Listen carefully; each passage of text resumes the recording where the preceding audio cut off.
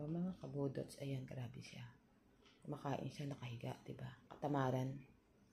Tamaran niya yan. Tamad siyang tumayo para kumain. Diyos ko, Lord. Yan, diba? Ewan ko bakit ganyan siya kumain. Tamad siya, ibig sabihin. Tinatamad siya. Kaya subsob na lang yung mukha niya dun sa plate nila. Diba? Yan, ganyan. Diyos ko, Lord. Oh, diba? Si Cadbury tamad. Kaysa hindi daw siya kumain. Ganyan na lang. Kahiga siya. Subsob niya yung mukha niya sa plate. Diba, Kad? Tamad to eh. Nang tamad. Kasi mga abang alaga ko, wala pa sila sa mood kumain. Ayan, mga nakahiga pa. Ito si Kad. Ito si Lego.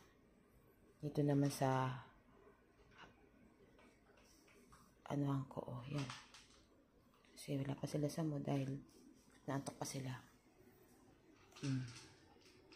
Wala pa. Kahiga pa sila. Ngayon naman, syempre, aga pa eh, diba? Diyos ko, Lord. Okay. Yan lang po. Bye.